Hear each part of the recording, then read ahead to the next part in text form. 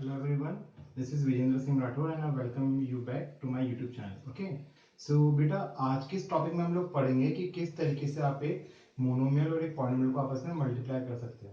सो topic start करने से पहले मैं आपको एक बात बता दूं कि यहाँ पे आसपास कहीं ना कहीं कंस्ट्रक्शन का काम चल रहा है.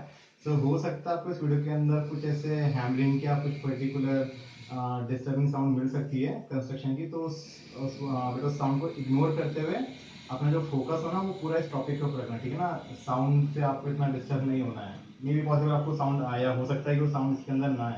आई एम नॉट श्योर क्योंकि मैं खुद भी वीडियो को थोड़े बाद में देखूंगा. So you have to be focus on the topic जो आपको यहाँ पे बताया जा रहा है.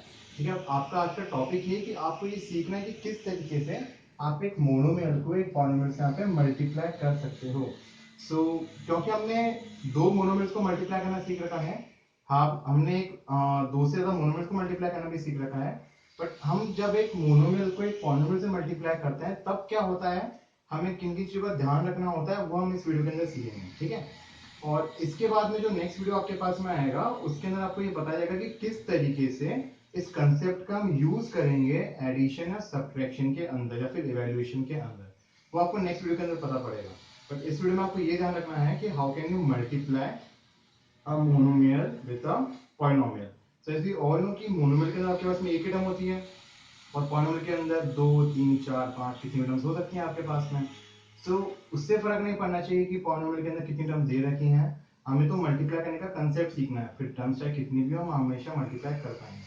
तो अपन तो एग्जांपल देखते हैं और हम देखते हैं किस तरीके से हमें मल्टीप्लाई को आगे बढ़ाना है. ओके, तो बेटा आपका पहला एग्जांपल यहाँ पे है 15a² इंटू 3b - 2 है. So this is your A part. यहाँ पे एक लाइन खींच देते हैं ताकि आपको क्वेश्चन आंसर में फर्क पता रहे. So this is 15a square into 3b minus 2a. अब यहाँ पर अगर ध्यान से देखोगे ना बेटा तो this 15a square is a monomial but this 3b minus 2a is a polynomial because it has more than one terms, it has two terms, so basically it is a binomial. पर ठीक है, हम categorise इसको as a polynomial ही करेंगे क्योंकि हमने बात करी है कि टर्म्स दो तीन चार पांच कितनी भी हो सकती हैं.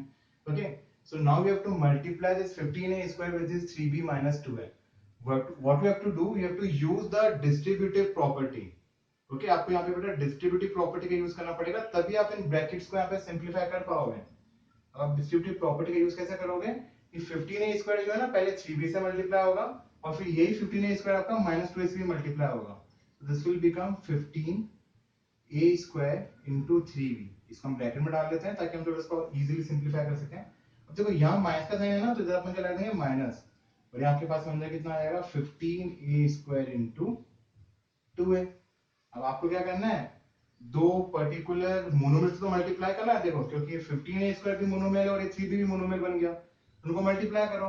मल्टीप्लाई कैसे करते हैं बेटा, नंबर जो होता है वो नंबर से मल्टीप्लाई होता है. So this will give you 50 into 3 that is 45 and this a² into b both are different variables and जब हम different variables को मल्टीप्लाई करते हैं तब उनकी पावर ऐड नहीं करते हैं ना. This will give you a² b.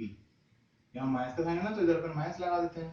So this 15 into 2 will give you 30 and this a² into a will give you a³. क्योंकि यहाँ भी a² है, यहाँ भी आपको a दे रखा है और सेम टाइप के वेरिएबल जब आपके मल्टीप्लाई होते हैं तो आपकी पावर्स क्या हो जाती हैं, ऐड हो जाती है. So this 2 + 1 will become 3. So this is your answer. Okay, अपन इसकी बी पार्ट को देखते हैं बेटा. बी पार्ट में आपको गिवन है -m into 2l plus m² minus n. सो अब आपके पास में ये तो आपको दे रखा है एक मोनोमियल -m और ये जो आपको ब्रैकेट में दिख रहा है दिस इज अ ट्राइनोमियल या फिर आप इसको पॉलिनोमियल बोलो क्योंकि इसमें आपके पास में ज्यादा टर्म्स हैं दो से. तो सो बेसिकली अब हम इस मोनोमियल को इस पॉलिनोमियल से यहाँ पे क्या करेंगे, मल्टीप्लाई करेंगे. तरीका सेम रहेगा बेटा, हम लोग डिस्ट्रीब्यूटिव प्रॉपर्टी का यूज करेंगे. So this -m. ओके, उससे पहले ध्यान देना यहाँ पे माइनस लगा हुआ है ना बट यहाँ 12 से पहले क्या प्लस है तो यहाँ पे आपके पास आ जाएगा माइनस और आपका m किससे मल्टीप्लाई हो जाएगा 12 से. Again this minus into plus will give you minus और ये m किससे मल्टीप्लाई हो जाएगा आपका यहाँ पे m² से. Again this minus into minus will become plus और जो m है वो किससे मल्टीप्लाई हो जाएगा यहाँ पे भी m से. अब देखना माइनस m इंटू 2l क्योंकि बेटा नंबर से भी आपको 2 ही दे रखा है तो this will give you 2ml. यहाँ पे आपके पास में क्या है m into m², so this will give you minus of m³ plus m into m will give you m². सो आप आराम से देखो बेटा ये बहुत इजी कंसेप्ट है कि आप किस तरीके से एक मोनोमियल को एक पॉलिनोमियल से मल्टीप्लाई कर सकते हो। आपको बस ध्यान रखना होता है आपकी डिस्ट्रीब्यूटिव प्रॉपर्टी का, कि आप किस तरीके से डिस्ट्रीब्यूटिव प्रॉपर्टी का इधर यूज कर सकते हो। आपको दूसरी चीज का ध्यान रखना होता है कि आप किस तरीके से आपको साइन लगाने से माइनस इंटू प्लस माइनस होता है, माइनस इंटू माइनस यहाँ पे प्लस होता है। तो आपको इस साइन कंसिडरेशन का भी बहुत ध्यान रखना होता है, क्योंकि गलती सबसे ज्यादा क्या होती है वहीं पर ही होती है। फिर सेम वेरिएबल अगर आपके मल्टीप्लाई हो रहे हैं तो पावर की हो जाएगी आपकी ऐड हो जाएगी। The law of exponents and powers में हमने ऑलरेडी पढ़ रखा है, तो ये इतना डिफिकल्ट नहीं है। और इस पर्टिकुलर कंसेप्ट के ऊपर जो आपका क्वेश्चंस होते हैं जैसे एडिशन सब्ट्रैक्शन के, इवैल्यूएशन के, वो हम अगले वीडियो के अंदर आराम से देखेंगे, ठीक है।